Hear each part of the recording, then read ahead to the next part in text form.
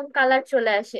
যেহেতু পানির নির্দিষ্ট কোনো কালার নাই, বাট বিভিন্ন কম্পাউন্ড থাকার কারণে অথবা শ্যাওলা হওয়ার কারণে পানিটা একটু সবুজ কালার হতে পারে বা হলুদ কালার হতে পারে। তো এরকম চোখের দেখাতেই যেন পানিটা আমাদের কাছে খারাপ না লাগে, এমন ভাবে আমাদের থাকতে হবে। অর্থাৎ ঘোলাটেটা লো হতে হবে, অর্থাৎ লো টার্বিডিটি হতে হবে, এবং কালারটা কি করা হবে না, হলুদ অথবা সবুজা কোনো কালার থাকা যাবে না। এবং কি বলছে, সল্টি টেস্টও যাতে অতিরিক্ত পরিমাণে না হয়। ফোর্থ কি বলছে, contain no compounds that can cause an offensive taste and odour. অর্থাৎ আমাদের এই ওয়াটারের মধ্যে এমন কোনো কম্পাউন্ড থাকা যাবে না যাতে আমরা পানিটা খাওয়ার পরে এটার একটা দুর্গন্ধ হয় অথবা টেস্টে যাতে কোনো প্রবলেম না হয়, এমন কোনো কম্পাউন্ড থাকা যাবে না। এবং লাস্টলি কি বলছে, not cause corrosion, scale formation, discoloration or staining, not have a temperature unacceptable to the consumers। তাহলে আমার এমন কোনো উপাদান থাকা যাবে না যাতে সেই পানিটা কোনো ম্যাটেরিয়ালের সাথে মিশে আমার ক্ষয়ের সৃষ্টি না করে ম্যাটেরিয়ালটা।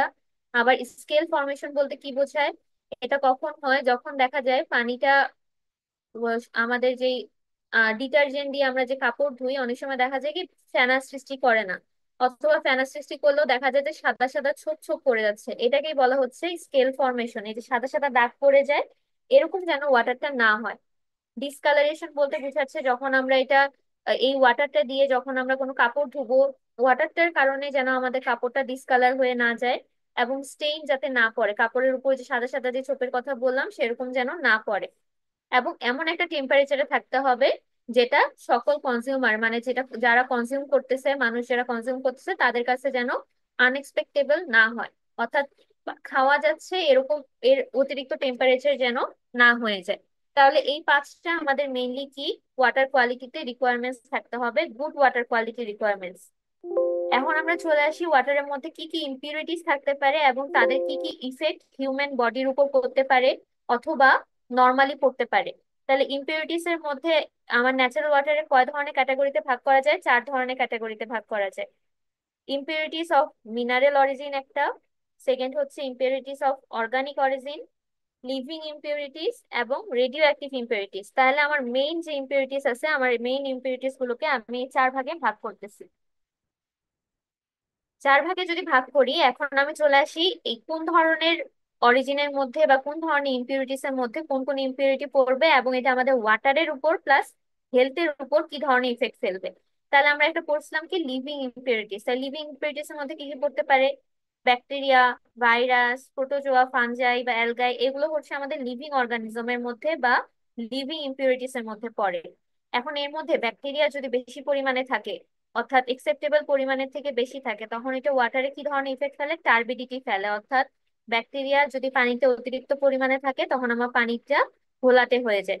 এবং যখনই টার্বিডিটি বেশি হবে বা ব্যাকটেরিয়া বেশি থাকবে ওয়াটারে, আমাদের হেলথের উপর কি ইফেক্ট ফেলবে, বিভিন্ন ধরনের ডিজিজ হতে পারে বা বিভিন্ন ধরনের রোগ সৃষ্টি হতে পারে। ভাইরাসের ক্ষেত্রেও সেম, আমাদের হেলথের উপর ইফেক্ট কি, বিভিন্ন ডিজিজ হতে পারে। অ্যালগাই, প্রোটোজোয়া, ফানজাই যদি বলি, এগুলো আমাদের ওয়াটারের উপর কি ধরনের ইফেক্ট ফেলে, প্রথমটা হচ্ছে টার্বিডিটি অর্থাৎ ওয়াটারটা ঘোলাটে হতে পারে, ওডার অর্থাৎ দুর্গন্ধ হতে পারে, এবং আমাদের এগুলোর কারণে কি হয়, কালারেরও কিন্তু চেঞ্জ হয়। অর্থাৎ এই যে শ্যাওলার কথা বললাম, শ্যাওলা যদি অতিরিক্ত পরিমাণে ওয়াটারে থাকে তখন ওয়াটারে আমাদের কালারটা চেঞ্জ হয়ে যায়। আর হেলথের উপর ইফেক্ট কি পড়ে, সিমিলার ভাবে এগুলো যদি বেশি পরিমাণে থাকে আমাদের ডিজিজ হতে পারে, প্লাস টক্সিসিটিরও সৃষ্টি করতে পারে। অর্থাৎ আমাদের বডিতে বিভিন্ন টক্সিন কম্পাউন্ডের পরিমাণ আস্তে আস্তে বাড়তে পারে, এবং এই টক্সিসিটি বেশি হলেই কিন্তু বিভিন্ন ধরনের ডিজিজ হতে পারে। আবার বিভিন্ন ধরনের অঙ্গ প্রত্যঙ্গ যদি বলি, সেগুলো আস্তে আস্তে ক্ষয়ক্ষতি হওয়ার সৃষ্টি হতে পারে। এইগুলো হচ্ছে আমাদের হেলথের উপর মেইনলি ইফেক্ট ফেলে। আবার আমরা জানি ওয়াটারে বিভিন্ন ধরনের গ্যাস থাকে, যেমন অক্সিজেন থাকে, কার্বন ডাই অক্সাইড থাকে, হাইড্রোজেন সালফাইড থাকে। এই ধরনের গ্যাসগুলো কিন্তু সবগুলো ওয়াটারে একটা পরিমিত পরিমাণে অবশ্যই থাকতে হবে, কারণ আমরা জানি যে অক্সিজেন ছাড়া পানি সম্ভব না, মানে অক্সিজেন থাকবেই। তো এই অক্সিজেনটা অবশ্যই একটা লিমিটেড পরিমাণ অথবা পরিমিত পরিমাণে থাকতে হবে। যখনই এটা বেশি থাকবে তখনই কি হবে, ওয়াটারের করসিভনেস চলে আসবে। অর্থাৎ ওয়াটারে যদি অক্সিজেনের পরিমাণটা বেশি থাকে, এগুলো কিন্তু লোহাতে আমাদের ক্ষয়ক্ষতির পরিমাণটা বেশি করে, কারণ আমরা সবাই জানি ক্ষয় করার জন্য বা কর্ষণ করার জন্য অক্সিজেন হচ্ছে অনেক ইম্পর্টেন্ট একটা উপাদান বা গ্যাস। অক্সিজেনের পরিমাণ যত বেশি হবে, আমার পাইপে বলি অথবা বিভিন্ন লোহা জাতীয় জিনিসে বলি, পানি দ্বারা ক্ষয়ক্ষতি হওয়ার চান্সটা তত বাড়তে থাকবে। এবং অক্সিজেনের পরিমাণ বেশি হলে ওয়াটারের টেস্টও চেঞ্জ হয়। সিমিলার ভাবে কার্বন ডাই অক্সাইড যদি অতিরিক্ত পরিমাণে থাকে আমাদের কি হয়, ওয়াটারটা অ্যাসিডিক হয়ে যায়। অ্যাসিডিক হলে কি হবে, পিএইচ এর লেভেলটা আস্তে আস্তে নিচে কমতে থাকে, অর্থাৎ 7-এর নিচে যদি হয় তাহলে সেটা অ্যাসিডিক হয়ে যায়। তখন যখনই কার্বন ডাই অক্সাইডের পরিমাণটা ওয়াটারে বেশি হবে তখনই ওয়াটারটা অ্যাসিডিক হয়ে যাবে। প্লাস বেশি হলে আরেকটা কি হতে পারে, করোসিভনেস হতে পারে, অর্থাৎ ওয়াটারটা লোহার সাথে যখনই বিক্রিয়া করবে তখনই সেখানে ক্ষয়ক্ষতির সৃষ্টি হতে পারে। আরেকটা গ্যাস থাকতে পারে হাইড্রোজেন সালফাইড। হাইড্রোজেন সালফাইড যদি অতিরিক্ত পরিমাণে ওয়াটারে থাকে তখন কি কি হতে পারে, দুর্গন্ধ হতে পারে ওয়াটারটা, সিমিলার ভাবে করোসিভনেস সৃষ্টি হতে পারে এবং অ্যাসিডিটি সৃষ্টি হতে পারে। এবং এটা আমাদের হেলথের উপর কি ইফেক্ট ফেলবে, হেলথের মধ্যে টক্সিসিটির উপাদানটা বেশি হয়ে যেতে পারে। এরপর আরেকটা ইম্পিউরিটি কি, radio active impurity. Radio active impurity বলতে আমাদের কি বুঝাইছে, রেডিও অ্যাক্টিভ ইম্পিউরিটি যদি বেশি থাকে তাহলে হেলথের উপর ইফেক্টটা কি পড়বে, বিভিন্ন ধরনের ডিজিজ সৃষ্টি হতে পারে। তাহলে এগুলো আমাদের কি কি গেল, লিভিং ইম্পিউরিটিস গেল, গ্যাস গেল এবং রেডিও অ্যাক্টিভ ইম্পিউরিটিস গেল। নেক্সট চলে আসি হচ্ছে মিনারেল এবং অর্গানিক অরিজিনের যেসব ইম্পিউরিটিস আছে সেগুলোর উপর। তাহলে মিনারেল বলতে কি বোঝাচ্ছে, যে সিল্ট, ক্লে, এগুলো। অর্গানিক বলতে কি বোঝায়, যে ক্যালসিয়াম, ম্যাগনেসিয়াম অথবা সোডিয়াম, এগুলো হচ্ছে আমাদের অর্গানিক যে অরিজিন গুলো আছে সেগুলোর মধ্যে পড়বে। তাহলে এখন যদি সিল্ট এবং ক্লে বেশি থাকে, অর্থাৎ ওয়াটারের মধ্যে যত পরিমাণে মাটি, কাদামাটি যদি বেশি পরিমাণে থাকে ওয়াটারটা কি হয়, তত বেশি ঘোলাটে দেখা যায়। তাহলে আমাদের এটা ওয়াটারের উপর কি ইফেক্ট ফেলবে, টার্বিডিটি। এবং এটা হেলথের কোনো ইফেক্ট দেওয়া নাই, বাট হেলথের উপরে এটা ইফেক্ট ফেলে। এরপর যদি ক্যালসিয়াম এবং ম্যাগনেসিয়ামের বিভিন্ন লবণ থাকে, অর্থাৎ ক্যালসিয়াম এবং ম্যাগনেসিয়াম যখন কার্বনেট বা বাইকার্বনেটের সাথে বিক্রিয়া করে একটা লবণ তৈরি করবে, তখন আমাদের এটা ওয়াটারের উপর কি ধরনের ইফেক্ট ফেলতে পারে, হার্ডনেস এর সৃষ্টি হতে পারে। হার্ডনেস বলতে কি বোঝায়, ওয়াটারে সাবানের সাথে বিক্রিয়া করার যেই অ্যাক্টিভিটিটা সেটাকে মেইনলি বোঝাচ্ছে। অর্থাৎ পানি যত বেশি হার্ড হবে বা হার্ডনেস যত বেশি হবে, পানির কিন্তু সাবানের সাথে বিক্রিয়া করার ক্ষমতা তত কমতে থাকবে। অর্থাৎ দেখা যাবে যে এটা সাবানের সাথে বিক্রিয়া করে ফেনা সৃষ্টি করতে চাচ্ছে না। এবং এর সাথে সাথে হার্ডনেস যত বেশি হবে, স্কেল ফরমেশন বা ওই যে সাদা সাদা যে ছোপটা আছে সেটা জামা কাপড়ের উপরও পড়তে পারে অথবা বিভিন্ন পাইপের মধ্যেও হতে পারে। এই ধরনের প্রবণতাটা তখন বেশি বেড়ে যায় যদি ক্যালসিয়াম এবং ম্যাগনেসিয়ামের পরিমাণ বেশি থাকে এবং হার্ডনেস এর পরিমাণ ওয়াটারে বেশি থাকে। আর কি কি হতে পারে, অ্যালকালিনিটি। অ্যালকালিনিটি মানে কি, পানিতে অ্যালকাইন হয়ে যায়। অ্যালকাইন হওয়া মানে কি, পিএইচ এর ভ্যালুটা 7-এর থেকে উপরে হয়ে যাবে, অর্থাৎ পানির খারত্ব ধীরে ধীরে বাড়তে থাকবে। টেস্টের চেঞ্জ হতে পারে, করোসিভনেস হতে পারে এবং scale formation. Scale formation already বলছি, এটা কি হয়, মেইনলি হার্ডনেস এর কারণে স্কেলটা ফরমেশন হয়। এরপর চলে আসি salt of sodium. Salt of sodium বলতে কি বোঝায়, আমরা সবাই জানি সল্টের সংকেত কি, সোডিয়াম ক্লোরাইড। সোডিয়াম ক্লোরাইড যখন বেশি হবে ওয়াটারের মধ্যে তখন আমাদের কি হবে, পানির অ্যালকালিনিটি বেড়ে যাবে, অর্থাৎ খারত্বটা বেড়ে যাবে। আমাদের পানিটা কি হবে, একটু স্যালাইন টাইপের টেস্ট করবে, লবণাক্ত টেস্ট করবে। এবং ফোমিং, ফোমিং বলতে বোঝাচ্ছে সিমিলার ভাবে সাবানের সাথে বিক্রিয়া করার ক্ষমতা কমে যাবে, এর টেস্টে একটা চেঞ্জ আসবে। এবং স্কেলিং, অর্থাৎ এটাও হচ্ছে এক ধরনের, যেহেতু লবণ, লবণটা পানির সাথে পানিতে যদি বেশি পরিমাণে থাকে তখন এটাও একটা সাদা সাদা ছোপের সৃষ্টি করতে পারে ওয়াটারের সাথে বিক্রিয়া করে। এরপর চলে আসি ফ্লোরাইড। ফ্লোরাইড যদি অতিরিক্ত পরিমাণে থাকে ওয়াটারে, এটা আমাদের হেলথের উপর কি ইফেক্ট ফেলতে পারে, টুথ দিকে, অর্থাৎ আস্তে আস্তে আমরা, এটা কিন্তু একদিনই হয় না, আমরা যত ফ্লোরাইড জাতীয় ওয়াটার পান করতে থাকবো দেখা যাবে আমাদের দাঁত তত ধীরে ধীরে ক্ষয় হতে থাকবে। এক সময় দেখা যায় যে দাঁতটা পুরোপুরি ক্ষয় হয়ে যায়। এটা হওয়ার কারণ কি, ওয়াটারে যদি ফ্লোরাইডের পরিমাণটা বেশি থাকে। নাইট্রেটের পরিমাণ বেশি থাকলে এটা আমাদের ওয়াটারের উপর কি ইফেক্ট ফেলতে পারে, অ্যালগাল গ্রোথ। অ্যালগাল গ্রোথ বলতে কি বোঝায়, এই যে আমি যে শ্যাওলার কথা বলতেছি ওয়াটারে, সেই শ্যাওলাটা যদি নাইট্রেট বেশি থাকে ওয়াটারে তখন কিন্তু এর গ্রোথটা বেড়ে যায়, ধীরে ধীরে বেড়ে যায়। এবং এটার কারণে কি হতে পারে, চাইল্ড ডিজিজ হতে পারে, অর্থাৎ শিশুদের উপর, অ্যাডাল্ট মানুষের থেকে শিশুদের উপর এই নাইট্রেটের প্রবণতাটা বা ক্ষয়ক্ষতির সম্ভাবনাটা বেশি থাকে। তখন বিভিন্ন ধরনের চাইল্ড ডিজিজ হতে পারে। আয়রন এবং ম্যাঙ্গানিজ বেশি থাকলে ওয়াটারের উপর কি কি ইফেক্ট ফেলতে পারে, টেস্ট, হার্ডনেস এবং স্কেলিং। অর্থাৎ টেস্টের একটা সমস্যা হতে পারে, হার্ডনেস বাড়তে পারে, স্কেলিং এর প্রবলেম হতে পারে। আর্সেনিক, লেড এবং হ্যাভি মেটাল বেশি থাকলে আমরা সবাই জানি বিভিন্ন ধরনের ডিজিজ হয়, আমাদের বডিতে টক্সিসিটি সৃষ্টি হয়। এবং ভেজিটেবল ডাইস। ভেজিটেবল ডাইস বলতে কি বোঝাচ্ছে, এই যে ওয়েস্ট ওয়াটার যেগুলোর কথা আমরা বলি, বিভিন্ন ধরনের ওয়েস্ট ওয়াটার, যে ইন্ডাস্ট্রি থেকে যে ওয়েস্ট ওয়াটার গুলো আসে মেইনলি পাইপের মধ্য দিয়ে যায়, এগুলোতে কিন্তু ভেজিটেবল ডাইসটা বেশি থাকে, অথবা বিভিন্ন ধরনের কালার বলি অথবা বিভিন্ন ধরনের মিনারেল বা অর্গানিক কম্পাউন্ড গুলা কিন্তু ইন্ডাস্ট্রিয়াল যে ওয়েস্ট ওয়াটার গুলো আছে সেগুলোতে অনেক বেশি পরিমাণে থাকে। তখন এটার কারণে আমাদের ওয়াটারটার উপর কি ইফেক্ট ফেলতে পারে, কালার চেঞ্জ হতে পারে এবং কালার এই ওয়াটারটা কি হতে পারে, অ্যাসিডিক হয়ে যায়। এবং এটা যদি অনেক সময় দেখা যায় কি যে ইন্ডাস্ট্রি থেকে বিভিন্ন যে পাইপ গুলো আসতেছে এগুলো সরাসরি কিন্তু নদী অথবা পুকুরের পানিতে ফেলে দেওয়া হয়। সেই পানি আবার যদি কেউ ইউজ করে তখন সেই ক্ষেত্রে আমাদের বডিতে বিভিন্ন ধরনের ডিজিজ দেখা যেতে পারে। তাহলে এই সবগুলো কিসের মধ্যে পড়বে, মিনারেল এবং অর্গানিক অরিজিনের মধ্যে। তাহলে এই গেল আমাদের যে চারটা টোটাল ইম্পিউরিটিস ছিল, সেই চারটা ইম্পিউরিটিস এর মধ্যে কি কি পড়তেছে, প্লাস সেই ইম্পিউরিটিস গুলো বেশি থাকার কারণে আমাদের ওয়াটারের উপর এবং হেলথের উপর কি ধরনের ইফেক্ট করতে পারে। এখন আমি চলে আসি বিভিন্ন ধরনের প্যারামিটার্স, অর্থাৎ বিভিন্ন আমাদের ওয়াটারের যে কোয়ালিটিটা আছে এটা বিভিন্ন প্যারামিটারের উপর ডিপেন্ড করে, কোন প্যারামিটার বেশি থাকলে ওয়াটারের কোয়ালিটিটা কিভাবে চেঞ্জ হয়। তাহলে এখন বিভিন্ন যে ওয়াটার কোয়ালিটি প্যারামিটারস গুলো সোর্স গুলো বলা হয়েছে এবং সিগনিফিকেন্স অর্থাৎ এটা কেন ইম্পর্টেন্ট সেটা বলা হয়েছে। তো ফার্স্টেই চলে আসি পিএইচ। পিএইচ বলতে আমরা সবাই বুঝি, পিএইচ দিয়ে কি বোঝায়, ওয়াটারটা কতটা অ্যাসিডিক অথবা কতটা অ্যালকালাইন কন্ডিশনে আছে। তাহলে এটা হচ্ছে ডিসক্রাইব করা আছে, আমি এত বড় করে ডিসক্রাইব করতেছি না, আমি জাস্ট যেগুলো পয়েন্ট ইম্পর্টেন্ট সেগুলো বলে দিই। যেমন এখানে যদি আমি বলি, এই পিএইচটা বলতে মেইনলি কি বোঝায়, আমাদের ওয়াটারে কতটুকু ফ্রি হাইড্রোজেন আয়ন আছে সেটা বোঝায়। এবং এটাকে এক্সপ্রেস করা হয় কিভাবে, অর্থাৎ পিএইচ এর সূত্রটা কি, pH equal to minus log hydrogen ion. অর্থাৎ এই সূত্রটা আমাদের কখন দরকার, আমরা যদি পিএইচ এর কোনো ম্যাথ করি তখন আমাদের এই সূত্রটা দরকার। এবং পিএইচ এর একটা রেঞ্জ আছে, সেটা কত, 6.5 থেকে 8.5। অবশ্যই আমরা যে পানিটা ড্রিঙ্ক করতেছি সেটার পিএইচটা 6.5 থেকে 8.5 এর মধ্যে থাকতে হবে। এখন আমাদের ওয়াটার সাপ্লাইতে এই পিএইচটা অনেক বেশি ইম্পর্টেন্ট। পিএইচটা কেন ইম্পর্টেন্ট, আমরা বিভিন্ন যে ট্রিটমেন্ট করি, ওয়াটারে যে ট্রিটমেন্ট করি, এই ট্রিটমেন্ট প্রসেসের জন্য মানে কতটুকু অর্গানিক কম্পাউন্ড ওয়াটারে আছে এটা কিন্তু আমরা এই পিএইচ টেস্ট দিয়ে বুঝতে পারি। পিএইচ এর ভ্যালু যত বেশি হবে তার মানে সেখানে বিভিন্ন যে লিভিং অর্গানিজম আছে বা লিভিং ইম্পিউরিটিস গুলো আছে সেগুলো হচ্ছে তত বেশি পরিমাণে থাকবে। অর্থাৎ এই পিএইচ এর উপর ডিপেন্ড করে আমরা ওয়াটার যখন ট্রিট করতে যাব তখন ওয়াটারে যদি বায়োলজিক্যাল বিভিন্ন কম্পাউন্ড বা বায়োলজিক্যাল ইম্পিউরিটি গুলো টেস্ট করতে চাই তখন এই পিএইচটা অনেক ইম্পর্টেন্ট একটা ফ্যাক্টর। এবং লাস্টে কি বলছে, dissolution and mobility of metal in natural waters are also greatly influenced by the pH of water.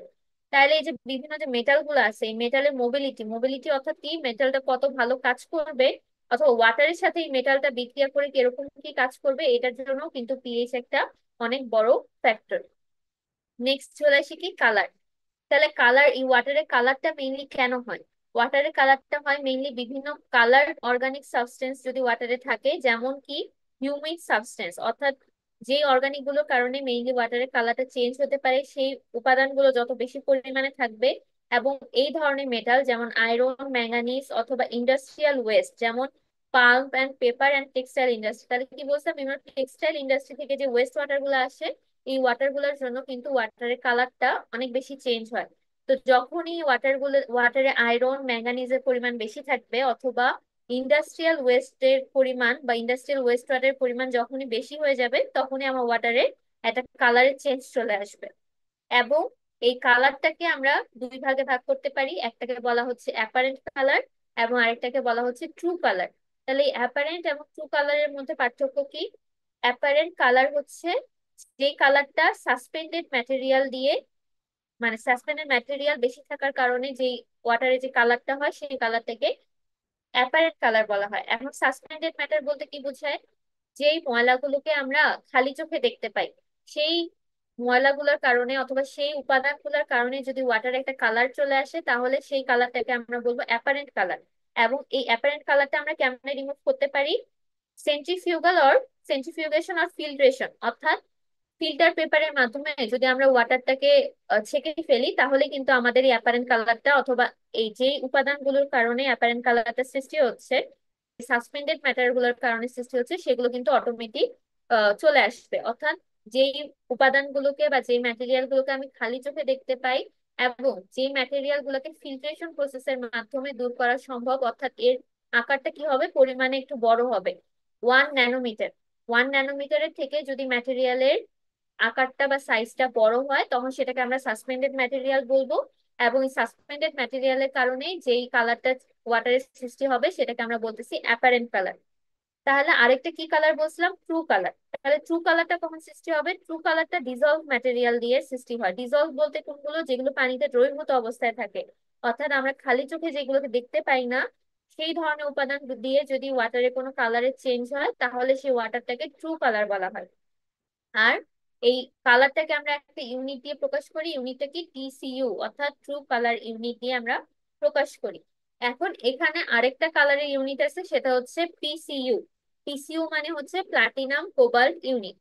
পিসিইউ বলতে কি বোঝায়? আমার 1 লিটার পানিতে যদি 1 মিলিগ্রাম প্লাটিনাম থাকে তাহলে সেটাকে আমি 1 পিসিইউ বলবো। তার মানে আমি যখন এই কালারটা আমি মেইনলি একটা মেশিন দিয়ে কি করি, মেশিনের মাধ্যমে হচ্ছে টেস্ট করি, অর্থাৎ এই ওয়াটারের কালার কতটুকু, একটা ওয়াটারের কালার কতটুকু, এটা আমি একটা মেশিনের মাধ্যমে টেস্ট করি। তখন এই মেশিনে কিন্তু অটোমেটিক কি করে, 1 লিটার মানে অল্প একটু পানি নেওয়া হয়, 10 ml এর মতো পানি নেওয়া হয়। তখনও কি করে, এই 10 ml পানিতে কত মিলিগ্রাম প্লাটিনাম আছে এটাও অটোমেটিক সেই মেশিনের মাধ্যমে দেখা দেয়। অর্থাৎ সেই ওয়াটারের কালার কত পিসিইউ সেটা হচ্ছে সে অটোমেটিক মেশিনের মাধ্যমে দেখায় দেয়। তাহলে আমরা মেইনলি যেটা যেই ইউনিটটা দিয়ে প্রকাশ করি সেই ইউনিটটা হচ্ছে পিসিইউ বা প্লাটিনাম কোবাল্ট ইউনিট। এবং বাংলাদেশের স্ট্যান্ডার্ডে কালারটা অবশ্যই কতর মধ্যে থাকতে হবে? 15 পিসিইউ বা 15 পিসিইউর মধ্যে থাকতে হবে। যদি আমি 1 গ্লাস পানি নেই তাহলে সেটার মধ্যে আমার পারমিসিবল লিমিট হচ্ছে 15 পিসিইউ, অর্থাৎ 15-এর বেশি হয়ে গেলে সেই পানিটা পানের অযোগ্য হয়ে যাবে। নেক্সট চলে আসি কি, টার্বিডিটি। তাহলে টার্বিডিটিটা আমি অলরেডি বলছি কি, পানিটা কত ঘোলাটে সেটাকে মেইনলি বোঝাচ্ছে। এই টার্বিডিটিটা মেইনলি কিসের কারণে হয়? Suspended clay, silt, finely divided organic inorganic matter, plankton বা বিভিন্ন ধরনের অ্যালগাই এবং মাইক্রো অর্গানিজমের কারণে। তাহলে এই যেই যে উপাদানগুলোর কারণে মেইনলি টার্বিডিটির সৃষ্টি হতে পারে এই উপাদানগুলো এখানে বলা হয়েছে। এবং অবশ্যই এটা মনে রাখতে হবে যে যেগুলো সাসপেন্ডেড ম্যাটেরিয়াল সেগুলো সাইজ একটু বড় হয়। সাসপেন্ডেড এর মধ্যে কি পড়বে? ক্লে, সিল্ট এগুলো। আর যেগুলো দ্রবীভূত অবস্থায় থাকে সেগুলোকে আমার বলা হয় কলয়েডাল ম্যাটেরিয়াল। কলয়েডাল ম্যাটেরিয়ালের মধ্যে কি পড়বে? অর্গানিক বা ইনঅর্গানিক ম্যাটার। এগুলো কিন্তু আমরা খালি চোখে দেখতে পাই না, অর্থাৎ এগুলোর সাইজ কিন্তু অনেক কম হয়। এই যে সাইজ দেওয়া আছে 0.1 মিলিমিটারের নিচে যদি হয় তাহলে সেগুলোকে আমি বলতেছি হচ্ছে কলয়েডাল ম্যাটার। আর এখানে আরেকটা ইম্পর্টেন্ট জিনিস হচ্ছে, আমি কালারটা টার্বিডিটিটাকে কোন ইউনিট দিয়ে প্রকাশ করব? টার্বিডিটি ইউনিট প্রকাশ করা হয় হচ্ছে এনটিইউ দিয়ে। এনটিইউ এর ফুল ফর্ম কি? নেফেলোমেট্রিক টার্বিডিটি ইউনিট। এবং আমাদের পারমিসেবল লিমিট কত ড্রিঙ্ক করার জন্য? ড্রিঙ্ক করার জন্য পারমিসেবল লিমিট হচ্ছে 5 NTU। অর্থাৎ ওয়াটারের টার্বিডিটি যদি 5 NTU থেকে কম হয় তাহলে আমরা সেই পানিটা ড্রিঙ্ক করতে পারবো, আদারওয়াইজ আমাদের পানিটা ট্রিটমেন্ট করে এরপর পান করতে হবে, নাহলে কিন্তু আমরা পান করতে পারবো না। এরপর চলে আসি total dissolved solid. Total dissolved solid বলতে কি বোঝায়? টিডিএস বলতে কি বোঝায় মেইন? তাহলে এখানে আমাদের মেইনলি তিনটা টার্ম সম্পর্কে জানতে হবে। একটা হচ্ছে টোটাল ডিজলভ সলিড বা টিডিএস, আরেকটা হচ্ছে টিএস বা টোটাল সলিড, আরেকটা হচ্ছে টিএসএস বা টোটাল সাসপেন্ডেড সলিড। তাহলে যে টিএসটা আছে অর্থাৎ টোটাল সলিডটা আছে এটা হচ্ছে টিডিএস প্লাস টিএসএস, অর্থাৎ ওয়াটারে কতটুকু টোটাল ডিজলভ সলিড আছে এবং কতটুকু টোটাল সাসপেন্ডেড সলিড আছে, দুইটা একসাথে মিলায় আমি সেটাকে বলতেছি ওয়াটারের টোটাল সলিড।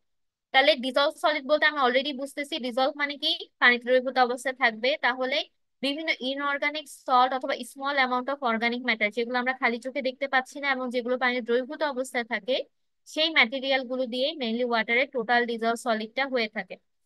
টোটাল ডিজলভ সলিডটার কারণে কি হতে পারে? ওয়াটারের টেস্টে ইফেক্ট ফেলতে পারে, হার্ডনেসের সৃষ্টি হতে পারে, করশনের সৃষ্টি হতে পারে এবং ইনক্রাস্টেশনের সৃষ্টি হতে পারে। ইনক্রাস্টেশন এবং করশন হচ্ছে সেম ধরনের জিনিস, অর্থাৎ ক্ষয়ের সম্ভাবনা হতে পারে।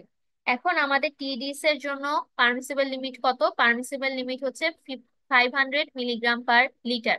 অর্থাৎ বিভিন্ন পারপাসের জন্য, খাওয়ার কাজে বলি অথবা অন্যান্য কাজে ইউজ করার জন্য আমাদের টিডিএসটা অবশ্যই 500 মিলিগ্রাম পার লিটারের থেকে কম হতে হবে। এবং এখানে একটা চার্ট দেওয়া আছে, অর্থাৎ টিডিএস এর মানটা কতর মধ্যে হলে সেটাকে আমরা এক্সেলেন্ট ওয়াটার বলতে পারি বা গুড, ফেয়ার, পুয়ার ওয়াটার বলতে পারি। তাহলে যদি 300 মিলিগ্রাম পার লিটার থেকে কম হয় সেটাকে আমি বলবো এক্সেলেন্ট ওয়াটার। গুড হলে কখন বলবো? 300 থেকে 600। ফেয়ার কখন বলবো? যখন 600 থেকে 900-র মধ্যে হবে। পুয়ার কখন বলবো? 900 থেকে 1200-র মধ্যে হলে। এবং 1200-র বেশি হয়ে গেলে সেই ওয়াটারটাকে আমি বলবো আনএক্সেপ্টেবল ওয়াটার, অর্থাৎ সেটা আমি কোনো কাজেই ব্যবহার করতে পারবো না। ড্রিঙ্ক করার কাজে তো ব্যবহার করতে পারবোই না, প্লাস অন্যান্য যে কোনো ডোমেস্টিক কাজেও আমি এটাকে আর ইউজ করতে পারবো না। কখন? যখন 1200 মিলিগ্রাম পার লিটারের থেকে বেশি হয়ে যাবে। নেক্সট চলে আসি অ্যালকালিনিটি। অ্যালকালিনিটি বলতে আমরা সবাই বুঝি যে এটা কি বোঝায়, খারত্ব। অর্থাৎ অ্যালকালিনিটি কিসের মেজার করে? অ্যাসিডকে নিউট্রালাইজ করার জন্য, ওয়াটারের অ্যাসিডটাকে কমায় আনার জন্য আমি যেই মেজার করি অথবা যেই ইউনিটটা ইউজ করি সেটাই মেইনলি হচ্ছে অ্যালকালিনিটি।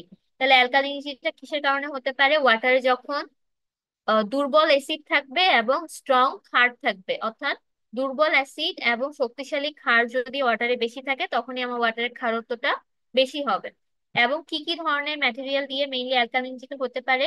বাইকার্বনেট, কার্বনেট এবং হাইড্রোক্সাইড। অর্থাৎ বিভিন্ন ক্যালসিয়াম, ম্যাগনেসিয়াম বা সোডিয়ামের সাথে যদি কার্বনেট, বাইকার্বনেট এবং হাইড্রোক্সাইড বিক্রিয়া করে কোনো লবণের সৃষ্টি করে, এই লবণগুলো বেশি থাকার কারণে ওয়াটারে হচ্ছে অ্যালকালিনিটিটা বেশি হয়, অর্থাৎ খারত্বটা বেশি হয়, এবং পিএইচ এর ভ্যালুটাও কি হয়, 7-এর থেকে বেশি হয়ে যায়। নেক্সট হচ্ছে আয়রন। আয়রন দুইটা স্টেটে থাকতে পারে। প্রথমত সারফেস ওয়াটার কোন স্টেটে থাকে? ফেরিক। ফেরিক মানে কি? যেটার আয়ন আয়রনের পরিমাণ হচ্ছে 3+, অর্থাৎ Fe3+, যেটা সেটা হচ্ছে ফেরিক। এবং আরেকটা ভাবে থাকতে পারে, সেটা কি? ফেরাস। ফেরাস কি? Fe2+। তাহলে ম্যাক্সিমাম সারফেস ওয়াটারে, অর্থাৎ যে রিভার ওয়াটার বা লেক ওয়াটার বলি, সেগুলোতে হচ্ছে ওয়াটার আয়রনটা কি হিসেবে থাকে? ফেরিক কম্পাউন্ড হিসেবে থাকে। এবং গ্রাউন্ড ওয়াটারে ওয়াটারটা কি হিসেবে থাকে? ফেরাস কম্পাউন্ড হিসেবে থাকে। এখন এই আয়রনটা মেইনলি কিসের কারণে হয়? গ্রাউন্ড ওয়াটারে মেইনলি হয় বিভিন্ন রক এবং মিনারেল, যেহেতু গ্রাউন্ড ওয়াটারে বেশি থাকে, তাই গ্রাউন্ড ওয়াটারে আমার আয়রনটা ফেরাস হিসেবে বেশি থাকে, অর্থাৎ আয়রনটা বেশি স্ট্রং থাকে কোথায়? গ্রাউন্ড ওয়াটারে। এবং এই আয়রনের কারণে কি কি প্রবলেম হতে পারে? এই হার্ডনেস হতে পারে, আনডিজারেবল টেস্ট হতে পারে, অর্থাৎ টেস্টের মধ্যে একটা প্রবলেম হতে পারে, ক্লোথস স্টেনিং হতে পারে, অর্থাৎ দাগ পড়তে পারে, প্লাস প্লাম্বিং ফিক্সচার বলতে বোঝাচ্ছে পাইপে বিভিন্ন ধরনের প্রবলেম হতে পারে, যেমন করোশন টাইপের প্রবলেম হতে পারে। এবং এটা আমাদের ওয়াটারের মধ্যে কিন্তু আয়রনের পরিমাণ বেশি থাকলে দেখা যায় যে পানির কালারটা হচ্ছে একটা হলুদ অথবা কমলা টাইপের কালার হচ্ছে চলে আসে আয়রন যদি বেশি থাকে। এবং এটা কিন্তু আমাদের জন্য খুবই ক্ষতিকারক। আমরা যদি এটা কনজিউম করি তাহলে আমাদের বিভিন্ন ধরনের রোগ হওয়ার সম্ভাবনা অনেক বেশি থাকে। তাহলে এই আয়রনটার এখানে কোনো একটা অ্যামাউন্ট দেওয়া নাই, বাট নর্মালি হচ্ছে আয়রনটা 100 থেকে 150 মিলিগ্রাম পার লিটারের মধ্যে থাকতে হয়। এর বেশি হয়ে গেলে আয়রনটা যদি এর বেশি থাকে ওয়াটারে, তখন এটাকে আর পান করা যায় না। নেক্সট চলে আসি হার্ডনেস। হার্ডনেস কে কি বলছিলাম? অলরেডি বলছিলাম যে এটা হচ্ছে সাবানের সাথে বিক্রিয়া করার যে ক্ষমতা, সেটাই আমার মেইনলি হচ্ছে হার্ডনেস। তাহলে এই হার্ডনেসটা মেইনলি কিসের কারণে হতে পারে? হার্ডনেসটা মেইনলি ক্যালসিয়াম, ম্যাগনেসিয়াম, স্ট্রোনিয়াম বা ফেরাস আয়ন বা ম্যাঙ্গানিজ আয়নের কারণে মেইনলি হতে পারে। এবং এটা অবশ্যই মনে রাখতে হবে যে গ্রাউন্ড ওয়াটার যেটা আছে, অর্থাৎ যেটা মাটির নিচে ওয়াটারটা আছে, সেই ওয়াটারটা সারফেস ওয়াটারের থেকে, অর্থাৎ রিভার বা লেক ওয়াটারের থেকে বেশি হার্ড হয়। অর্থাৎ এটাতে এই ক্যালসিয়াম, ম্যাগনেসিয়াম আয়ন গুলো একটু বেশি পরিমাণে থাকার কারণে এই পানিটা বেশি হার্ডনেস হয়। এবং এটা ড্রিঙ্কিং ওয়াটারের আমার স্ট্যান্ডার্ড কত? 200 থেকে 5,000 মিলিগ্রাম পার লিটার। অর্থাৎ 200 থেকে 5,000-এর মধ্যে যদি থাকে তখন আমার এটা হচ্ছে ড্রিঙ্ক করা যাবে, এর বেশি হয়ে গেলে আর এটা ড্রিঙ্ক করা যায় না। নেক্সট চলে আসি ক্লোরাইড। ক্লোরাইডটা কখন বিক্রিয়া করবে? যদি সোডিয়াম আয়ন থাকে তাহলে সোডিয়াম ক্লোরাইডের সাথে বিক্রিয়া করে আমরা সবাই জানি যে কি করে, এটা একটা স্যালিনিটি তৈরি করে, অর্থাৎ একটা স্যালাইন টাইপের টেস্ট দেয় বা লবণাক্ত টেস্ট দেয়। তখন আমার হচ্ছে ক্লোরাইড আয়নটা যেখানে যেখানে বেশি থাকে, অর্থাৎ সমুদ্র পার্শ্ববর্তী এলাকা যেগুলো, সেগুলোতে মেইনলি এই ক্লোরাইড আয়নটা বেশি থাকে, যার কারণে সেখানে কি হয়, পানিটা একটু লবণাক্ত টেস্ট করে। এবং এটার একটা পরিমাণ রেঞ্জ আছে, সেটা কত? 200 থেকে 203 মিলিগ্রাম পার লিটার। এর বেশি হলে দেখা যায় যে পানিটা অতিরিক্ত লবণাক্ত হয়ে যায়, তখন এটা আর পান করা যায় না। নেক্সট হচ্ছে total coliform and faecal coliform. এই টোটাল কলিফর্ম আর ফেকাল কলিফর্ম বলতে আমার ওয়াটারে কতটুকু ব্যাকটেরিয়া আছে, কতটুকু অ্যালগাই আছে, কতটুকু ফানজাই আছে, অর্থাৎ লিভিং যে অর্গানিজম গুলো ছিল বা লিভিং যে ইম্পিউরিটিস গুলো ছিল সেগুলো পানিতে কত বেশি পরিমাণে থাকে, সেটাই মেইনলি, সেটার অ্যামাউন্টটা বের করা বা সেটা মেজারমেন্ট করাটাই মেইনলি হচ্ছে টোটাল কলিফর্ম এবং ফেকাল কলিফর্ম। তাহলে যেই সকল ব্যাকটেরিয়া আমাদের টাইফয়েড ফিভার সৃষ্টি করে, এখানে দেওয়া আছে স্যালমোনা টাইফাই, তারপর ডিসেন্ট্রি তৈরি করে কি শিগেলা, এবং কলেরা তৈরি করে কি ভাইব্রিও কলেরা। এই ধরনের ব্যাকটেরিয়া এবং ভাইরাস গুলো ওয়াটারে বেশি থাকার কারণে টোটাল কলিফর্ম এবং ফেকাল কলিফর্মের মান বেশি হয়, এবং এগুলো আমাদের বিভিন্ন ধরনের ডিজিজ তৈরি করতে পারে, যেমন টাইফয়েড, ডিসেন্ট্রি, কলেরা এই ধরনের প্রবলেম গুলো সৃষ্টি করতে পারে। নেক্সট চলে আসি আর্সেনিকে। তাহলে আর্সেনিকটা আমাদের মেইনলি কেন হয়? মেইনলি হয় হচ্ছে বিভিন্ন সলিউবেল কম্পাউন্ডের কারণে, অর্থাৎ পানিতে যে উপাদানগুলো দ্রবীভূত অবস্থায় থাকে বিভিন্ন বিভিন্ন ধরনের জিওলজিক্যাল ফরমেশনের কারণে থাকতে পারে, অর্থাৎ মাটিতে বিভিন্ন উপাদান বেশি থাকার কারণে বা মিনারেল কম্পাউন্ড গুলো বেশি থাকার কারণেই আর্সেনিকটা তৈরি হতে পারে। এবং আর্সেনিকটা কিন্তু আমাদের বডির জন্য অনেক খারাপ। এটা কি হয়, বিভিন্ন ধরনের রোগের সৃষ্টি করে। এবং এটা আর্সেনিকের পরিমাণটা কিসে, গ্রাউন্ড ওয়াটারে অবশ্যই সারফেস ওয়াটারের থেকে নর্মালি হচ্ছে বেশি থাকে। এবং আমাদের বাংলাদেশের জন্য অ্যালাউয়েবল লিমিট কত, 0.05 মিলিগ্রাম পার লিটার, কিন্তু হু অনুযায়ী এর পারমিসিবল লিমিট হচ্ছে 0.01 মিলিগ্রাম পার লিটার। এখন ড্রিঙ্কিং ওয়াটার স্ট্যান্ডার্ড গুলোর এখানে যে ওয়াটার কোয়ালিটি প্যারামিটার্স গুলোর কথা বললাম এতক্ষণ, এগুলোর আমার ইউনিট দেওয়া আছে, অর্থাৎ কি দিয়ে প্রকাশ করা হয় সেটা দেওয়া আছে। প্লাস দেওয়া আছে কি বাংলাদেশ স্ট্যান্ডার্ড অনুযায়ী ওয়াটারে, ড্রিঙ্কিং ওয়াটারে কতটুকু থাকা উচিত, প্লাস হু অনুযায়ী কতটুকু থাকা উচিত, এরকম হচ্ছে এই দুইটা ছকে দেওয়া আছে। এগুলো একটু নিজেরা পড়ে নিবেন যে কোথায় বাংলাদেশের স্ট্যান্ডার্ড অনুযায়ী কত হওয়া উচিত এবং হু এর স্ট্যান্ডার্ড অনুযায়ী কত হওয়া উচিত, বিভিন্ন প্যারামিটার গুলো। নেক্সট চলে আসি হচ্ছে হার্ডনেস। হার্ডনেসটা অলরেডি বলা হয়েছে, যেহেতু হার্ডনেস এর আমরা ম্যাথ করব, তাই এখানে হচ্ছে হার্ডনেস এর জন্য একটা বড় বর্ণনা দেওয়া হয়েছে যে কিভাবে আমরা বিভিন্ন ধরনের হার্ডনেস ক্যালকুলেট করতে পারি। তাহলে হার্ডনেসটা কি বলছে? The term hardness is defined as the ability of the water to cause precipitation of insoluble calcium and magnesium salts of higher fatty acids from soap। তার মানে এটা সোপের সাথে বিক্রিয়া করে বা সাবানের সাথে বিক্রিয়া করে যে ইনসলিউবল ম্যাটেরিয়াল গুলো থাকে, অর্থাৎ অদ্রবীভূত যে ম্যাটেরিয়াল গুলো থাকে ক্যালসিয়াম এবং ম্যাগনেসিয়ামের, সেগুলো প্রিসিপিটেশন তৈরি করতে পারে কিনা, অর্থাৎ নিচে জমা পড়তেছে কিনা, কতটুকু জমা পড়তেছে, এইটুকু বের করাই হচ্ছে আমার মেইনলি হার্ডনেস। এটাকে বলা হয় হার্ডনেস। কিভাবে মেজার করা হয় সেটা কি? তাহলে এই হার্ডনেসটা মেইনলি আবার দুই ধরনের হয়, একটা হচ্ছে টেম্পোরারি হার্ডনেস আর একটা পার্মানেন্ট হার্ডনেস। কারণ টেম্পোরারি হার্ডনেসটাকে বলা হয় কার্বনেট হার্ডনেস, এবং এটা বিভিন্ন বাইকার্বনেট, ক্যালসিয়াম, ম্যাগনেসিয়াম, ম্যাগনেসিয়ামের যদি বাইকার্বনেটের সাথে বিক্রিয়া করে ওয়াটারটাকে হার্ড করে, তখন এটাকে আমার বলা হয় টেম্পোরারি হার্ডনেস। এবং টেম্পোরারি হার্ডনেসটাকে বয়েল করার মাধ্যমেই দূর করা সম্ভব, অর্থাৎ আমরা আমাদের যদি কোনো ওয়াটারে ক্যালসিয়াম এবং ম্যাগনেসিয়ামের বাইকার্বনেটের সাথে বিক্রিয়া করে পানিটাকে হার্ড করে থাকে, সেটাকে আমি বলবো টেম্পোরারি হার্ডনেস। এবং সেই টেম্পোরারি হার্ডনেসটা বয়েল করলেই চলে যাবে। কিন্তু পার্মানেন্ট যে হার্ডনেসটা আছে এটাকে বলা হয় নন কার্বনেট হার্ডনেস। এবং নন কার্বনেট হার্ডনেস বলতে কি বোঝাচ্ছে, এটা যে ক্যালসিয়াম বা ম্যাগনেসিয়াম বা স্ট্রোনশিয়াম যেটাই হোক, সেটা কিসের সাথে বিক্রিয়া করবে, সালফেট, ক্লোরাইড এবং নাইট্রেটের সাথে বিক্রিয়া করবে। অর্থাৎ কার্বনেটটা বিক্রিয়া করবে, টেম্পোরারি হার্ডনেস বা কার্বনেট হার্ডনেসটা বিক্রিয়া করবে কার্বনেট অথবা বাইকার্বনেটের সাথে। এবং নন কার্বনেট হার্ডনেস বা পার্মানেন্ট হার্ডনেসটা বিক্রিয়া করবে কিসের সাথে, সালফেট, ক্লোরাইড এবং নাইট্রেটের সাথে। এবং পার্মানেন্ট যে হার্ডনেস, এটাকে কিন্তু বয়েল করার মাধ্যমে দূর করা সম্ভব না, এটাকে আমার আলাদা ট্রিটমেন্ট করে এরপর দূর করতে হয়। তাহলে আমি কি শিখলাম, দুই ধরনের আমার হার্ডনেস, একটা কার্বনেট একটা নন কার্বনেট।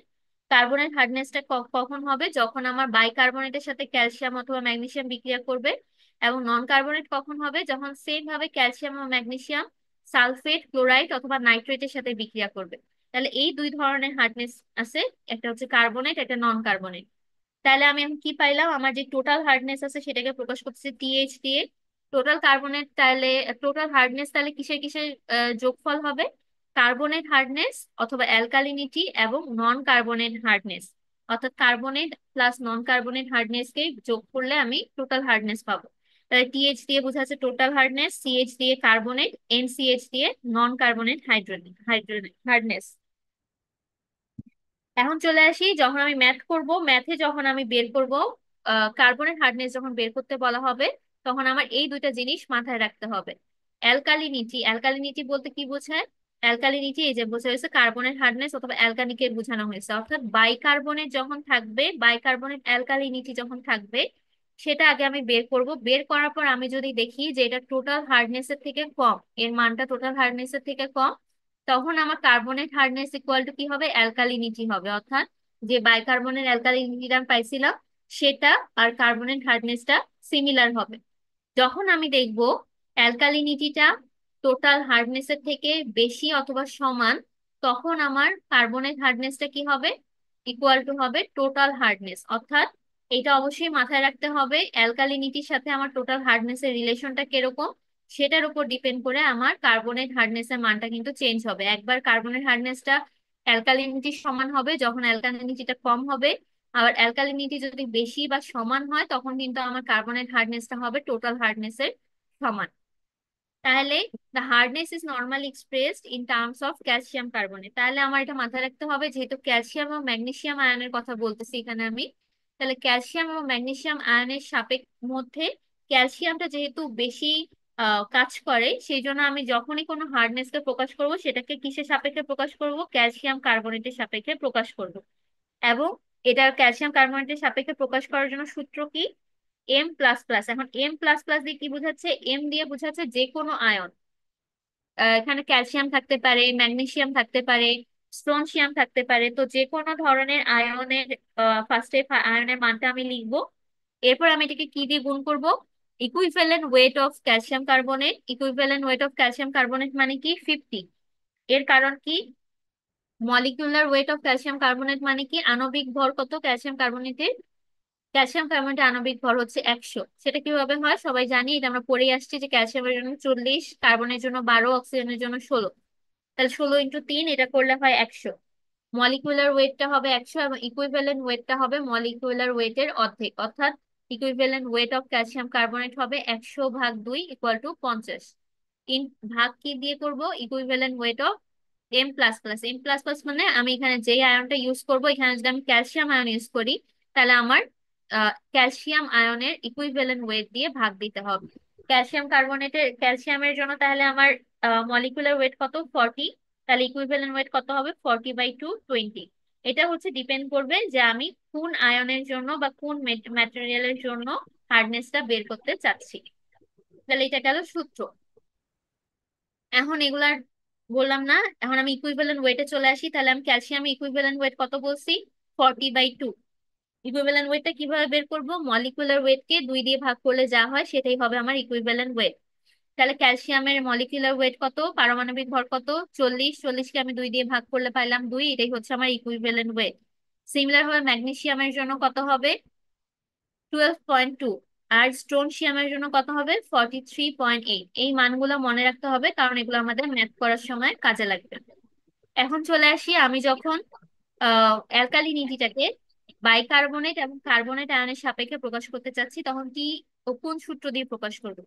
তাহলে আমি যখন টোটাল অ্যালকালিনিটিটাকে বাইকার্বনেট দিয়ে প্রকাশ করতে চাবো তখন আমার কি করতে হবে, bicarbonate alkalinity in milligram per litre into 1.22। এখন এই 1.22টা কিভাবে আসলো, বাইকার্বনেট আয়নকে যেহেতু আমি অ্যালকানিটি বের করছি তাহলে আমার বাইকার্বনেট আয়নের ফার্স্টে মলিকুলার ওয়েটটা বের করতে হবে। তাহলে যেখানে মলিকুলার ওয়েট অফ বাইকার্বনেট দেওয়া আছে 61, তাহলে আমি 1.22টা কিভাবে পাইলাম, molecular weight of calcium carbonate. আমি যেহেতু ক্যালসিয়াম কার্বনেটের সাপেক্ষে হার্ডনেসটা বের করতেছি, তাহলে ক্যালসিয়াম কার্বনেটের মলিকুলার ওয়েট কত ছিল, 100।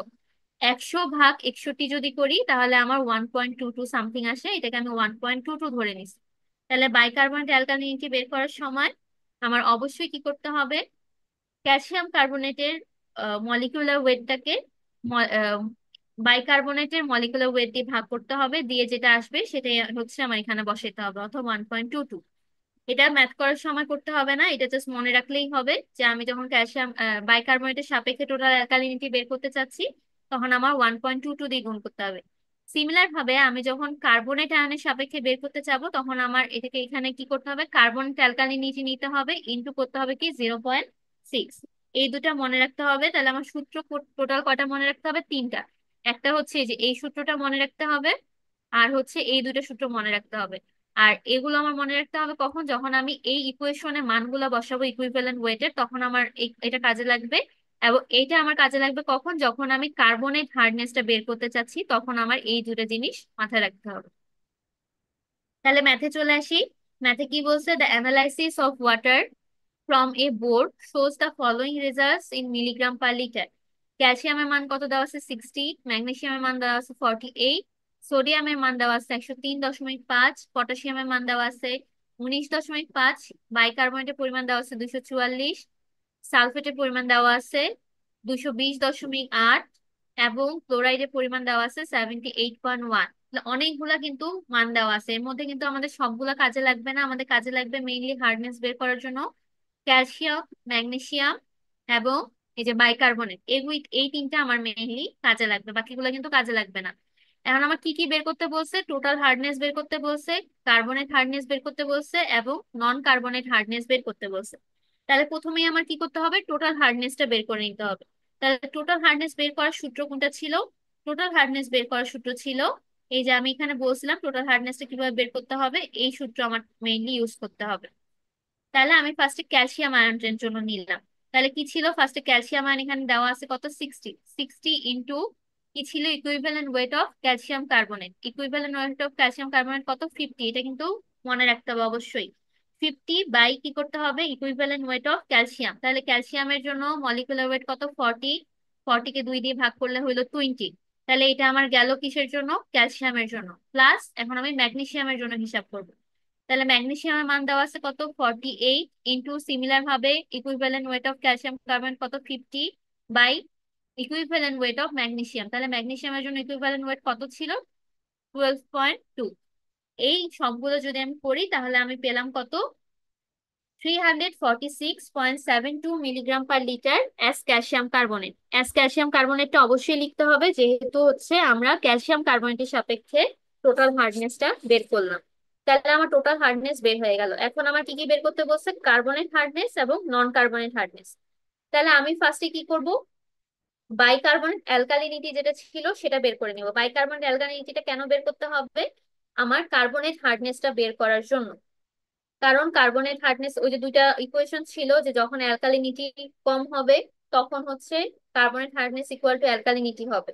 এইটার জন্য আমার ফার্স্টে অ্যালকালিনিটিটা বের করে নিতে হবে। তাহলে আমি এই সূত্রটা অলরেডি করছি, সূত্রটা জানছি।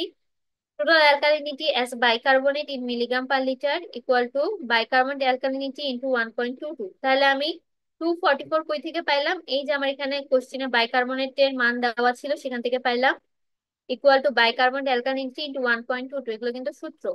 তাহলে আমি এখান থেকে বাইকার্বন অ্যালকালিনিটি পাইলাম কত? 200 মিলিগ্রাম পার লিটার। এখন আমার দেখতে হবে এই যে আমি অ্যালকালিনিটিটা পাইলাম এটা আমার টোটাল হার্ডনেস এর থেকে কম নাকি বেশি নাকি তার সমান। তাহলে টোটাল হার্ডনেস এখানে ছিল আর অ্যালকালিনিটি এটা। তাহলে অ্যালকালিনিটিটা কি? টোটাল হার্ডনেস এর থেকে কম না?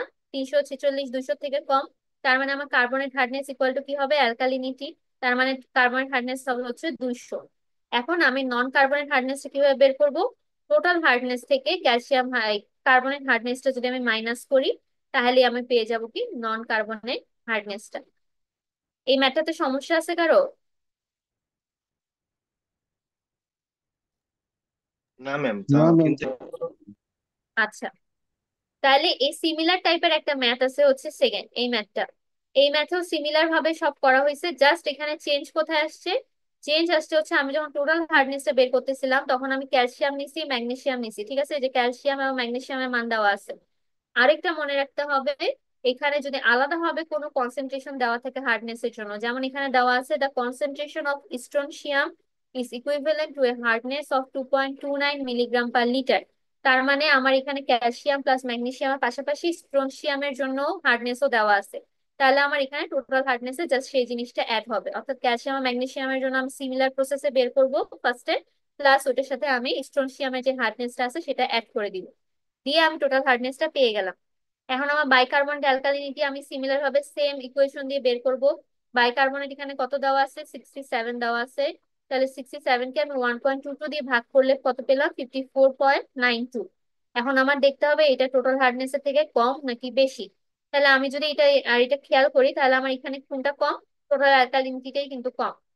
তাহলে আমার কার্বনের হার্ডনেসটা কি হবে? ইকুয়াল টু অ্যালকালিনিটি হবে। তার মানে এটা আর কার্বনের হার্ডনেসটা সিমিলার হবে।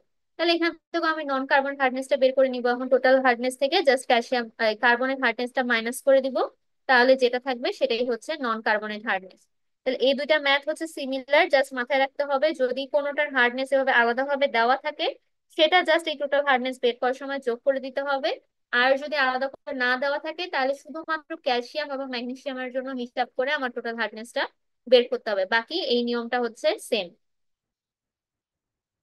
এখন পিএইচ ভ্যালু, এটা আমি আর বললাম না। পিএইচ ভ্যালু আমরা সবাই জানি যে কিভাবে কি বের করতে হয়। পিএইচ এর জন্য যে ইকুয়েশন গুলো আছে সেটাও আমরা জানি। কে ডাব্লিউ বলতে বোঝায় হচ্ছে কনস্ট্যান্ট যেটা থাকে কে ডাব্লিউ, সেটা। এবং আমার পিএইচ বের করার ইকুয়েশন আমি কি বলছি, মাইনাস লগ হাইড্রোজেন আয়ন। এবং আরেকটা জিনিস মনে রাখতে হবে, ডিস্টিল বা পিওর ওয়াটারের জন্য আমার কত হয়, 10⁻⁻14 হয়। ঠিক আছে, কে ডাব্লিউর মানটা 10⁻⁻14 হয়। এই কয়েকটা জিনিসই আমার ম্যাথ করার জন্য লাগবে। অর্থাৎ ডিস্টিল ওয়াটার বা পিওর ওয়াটারের ক্ষেত্রে আমার টোটাল হচ্ছে হাইড্রোজেন আয়ন থাকে 10⁻⁻7 গ্রাম, এবং হাইড্রোক্সিল আয়ন থাকে 10⁻⁻7 গ্রাম, যেটা ইকুয়াল টু করলে হয় 10⁻⁻14। তাহলে এখন আমি যদি ম্যাথ করতে চাই, তাহলে ম্যাথে একদম চলে আসি সরাসরি। আচ্ছা, ম্যাথে বলা হয়েছে কি, in the water treatment plant, the pH values of entering and leaving water are respectively 7.5 and 8.5। অর্থাৎ একটা ওয়াটার ট্রিটমেন্ট প্ল্যান্টে আমার পিএইচ ভ্যালু দেওয়া আছে দুইটার জন্য। একটা হচ্ছে যখন ওয়াটারটা ইন্টার করতেছে তার জন্য, এবং ওয়াটারটা যখন লিভ করতেছে অথবা ওয়াটারটা যখন পাইপ দিয়ে বের হয়ে যাচ্ছে তখনকার পিএইচ। তাহলে দুইটা দেওয়া আছে, 7.5 আর 8.5। নেক্সট কি বলছে, assuming linear variation of pH with time, find out the average pH values of water. তাহলে এই যে লিভিং এর সময় একটা হচ্ছে আবার ইন্টারের সময় একটা হচ্ছে, দুই রকম আমার পিএইচটা দিয়ে বলছে যে যখন আমার এভারেজ পিএইচটা বের করতে। তাহলে আমি এভারেজ পিএইচটা কিভাবে বের করব, ফার্স্টে আমার হচ্ছে এই পিএইচ এর ভ্যালুগুলোর জন্য যে হাইড্রোজেন আয়নের পরিমাণ আছে সেটা বের করে নিতে হবে। তাহলে হাইড্রোজেন আয়নটা কিভাবে বের করব, ডেফিনেশন থেকে আমরা জানি pH equal to minus log hydrogen ion. তাহলে এখানে আমার পিএইচ এর ভ্যালু ইন্টারিং এর ওয়াটারের জন্য কত দেওয়া আছে, 7.5। তাহলে এই পিএইচ এর জায়গায় যে 7.5 বসে আমি হাইড্রোজেন আয়নের মানটা বের করে নিলাম। সেম ভাবে লিভিং ওয়াটারের জন্য আমার পিএইচ দেওয়া আছে 8.5, তাহলে 8.5 এর মানটা আমি এখানে বসায় জাস্ট হাইড্রোজেন আয়নটা বের করে নিলাম। তাইলে আমার এখন কি করতে হবে, আমি ইন্টারিং ওয়াটার এবং লিভিং ওয়াটারের জন্য হাইড্রোজেন আয়ন পেয়ে গেলাম। এখন আমার এটা একটা এভারেজ ভ্যালু বের করতে হবে। এভারেজ ভ্যালু বের করার নিয়ম কি, এটা যোগ করে আমার 2 দিয়ে ভাগ করতে হবে, তাহলে আমি এভারেজ ভ্যালুটা পেয়ে যাব। তাহলে এখানে সেটাই করছে, এই দুটাকে যোগ করে 2 দিয়ে ভাগ করছে, তাহলে আমার এভারেজ ভ্যালু আসছে 5.5 ইন্টু 10⁻⁻8.5। এখন আমার কি করতে বলছিল, পিএইচ ভ্যালুটা বের করতে বলছিল, এবং এটা আমার কিসের মান বের হলো, হাইড্রোজেন আয়নের মান। তাহলে আমি আবার এই সেম ইকুয়েশনে কি করব, জাস্ট এই হাইড্রোজেন আয়নের জায়গায় এই এভারেজ ভ্যালুটা বসাই দিব। এটাই করছে এখানে, pH equal to minus log hydrogen আয়নের জায়গায় এই যে এই মানটা বসাই দিছে। আমার এভারেজ যে আমি মানটা পাইলাম সেটা বসাই দিছে, দিয়ে আমি পিএইচ এর ভ্যালু কত পাইলাম, 7.7596। এখানে খেয়াল রাখতে হবে, এভারেজ পিএইচ কিন্তু কখনো এভাবে বের করা যাবে না যে দুইটার পিএইচ এর মান যেহেতু দেওয়া আছে তাহলে আমি দুইটা যোগ করে 2 দিয়ে ভাগ করলে তো আমার এভারেজ পিএইচ চলে আসবে। এই কাজটা কিন্তু করা যাবে না। আমার অবশ্যই আগে হাইড্রোজেন আয়নের মানটা বের করে নিতে হবে। হাইড্রোজেন আয়নের মানটা বের করে দুইটার এভারেজ করে এরপর ওই এভারেজ হাইড্রোজেন আয়নের মানটা দিয়ে আমার পিএইচ এর মানটা বের করতে হবে। আপনাদের তো কুইজ থাকবে, কুইজে যদি এরকম কোশ্চিন থাকে এভারেজ মান বের করতে, কখনোই কিন্তু এই দুটো যোগ করে 2 দিয়ে ভাগ দিয়ে এভারেজ মান বের করতে যাবেন না, অ্যান্সার কিন্তু মিলবে না। অবশ্যই আগে হাইড্রোজেন আয়নের মান বের করে এরপরে এভারেজ করে এরপরে ওইটা দিয়ে হচ্ছে আমার এভারেজ পিএইচ যেটা ছিল সেটা বের করতে হবে। তাহলে এটা হচ্ছে মাথায় রাখবেন। লাস্ট আর একটা ম্যাথে চলে আসি, কি বলছে, calculate the pH and hydroxyl values of freshly prepared distil water. তাহলে ডিস্টিল ওয়াটার হোক বা পিওর ওয়াটার হোক, তাহলে এটার ক্ষেত্রে আমি কি বলছিলাম, হাইড্রোজেন এবং হাইড্রোক্সিল আয়নের মান কত, 10⁻⁻14 মোল পার লিটার। তাহলে আমি এখন ধরে নিলাম যে ফ্রেশলি ডিস্টিল ওয়াটারে বা পিওর ওয়াটারে বোথ আয়নের কনসেন্ট্রেশন, অর্থাৎ হাইড্রোজেন এবং হাইড্রোক্সিল আয়নের কনসেন্ট্রেশনটাকে সি ধরে নিছে এখানে। ঠিক আছে, তাহলে C equal to C into C equal to 10⁻⁻14, অর্থাৎ হাইড্রোজেন আয়ন এবং হাইড্রোক্সিল আয়নের মান ধরে নিছে 10⁻⁻14। তাহলে যদি আমি সি এর মান বের করি তাহলে কত হবে, 10⁻⁻7। এটা কিভাবে হলো, এখানে সি স্কোয়ার ইকুয়াল টু 10⁻⁻14, তাহলে সি এর মান হয় 10⁻⁻7। তাহলে হাইড্রোজেন আয়নের মান কত হলো, 10⁻⁻7। সেম ভাবে হাইড্রোক্সিল আয়নের মানও হলো 10⁻⁻7। এখন আমাকে কি বের করতে বলছে, পিএইচ এবং পিওএইচ এর ভ্যালু বের করতে বলছে। তাহলে পিএইচ এর ভ্যালু আমি কিভাবে বের করবো, সিমিলার ভাবে আমি আবার ওই সেম ইকুয়েশনে জাস্ট আমি হাইড্রোজেন আয়নের মানটা বসিয়ে দিব। এটাই হবে, আলাদা করে বের না করলেও হবে। যেটা পিওর ওয়াটারের ক্ষেত্রে আমরা সবাই জানি যে দুইটা আয়নই সেম পরিমাণে থাকে বা সেম কনসেন্ট্রেশনে থাকে, অর্থাৎ দুইটাই 10⁻⁻7 10⁻⁻7 হিসেবে থাকে। তাহলে আমি সরাসরি এখানে কিন্তু মানটা বসাই দিয়ে এটা বের করতে পারি। তাহলে পিএইচ এর ভ্যালুটা আমার এখানে যদি হাইড্রোজেন আয়নের ভ্যালুটা 10⁻⁻7 বসে দিই, তাহলে আমি পিএইচ এর ভ্যালুটা পাইলাম কত? 7। এখন পিএইচ এর ভ্যালুটা যখন পেয়ে গেলাম, পিওএইচ এর ভ্যালুটাও আমরা কিভাবে পাবো? আমরা জানি pH plus pOH equal to 14, অর্থাৎ পিএইচ আর পিওএইচ এর যদি আমি যোগ করি পিওর ওয়াটারে কেটে, তাহলে কত হয়? Equal to 14। তাহলে পিএইচ এর ভ্যালু যদি 7 হয়, তাহলে পিওএইচ এর ভ্যালু কত হবে? 14 - 7, 14 - 7 করলে কি হয়? 7ই হয়। তাহলে পিএইচ এবং পিওএইচ এর ভ্যালুটা দুইটাই হবে হচ্ছে 7। আচ্ছা, এইগুলো ম্যাথে কোনো প্রবলেম আছে কারো? না ম্যাম। না ম্যাম। আচ্ছা, আজকের লেকচারে কারো কোনো প্রবলেম আছে, কোনো কোশ্চেন? না ম্যাম। তাহলে শেষ করে দিলাম, হ্যাঁ? জি ম্যাম। ম্যাম অ্যাটেন্ডেন্সটা হ্যাঁ প্লিজ, হ্যাঁ হ্যাঁ, অ্যাটেন্ডেন্স দিচ্ছি লিখ। দিচ্ছি দিচ্ছি। লিংক দিয়ে দিচ্ছি, সবাই ওটা লিংকে হচ্ছে ইয়ে করেন, অ্যাটেন্ডেন্স দেন। Okay ma'am. অ্যাটেন্ডেন্স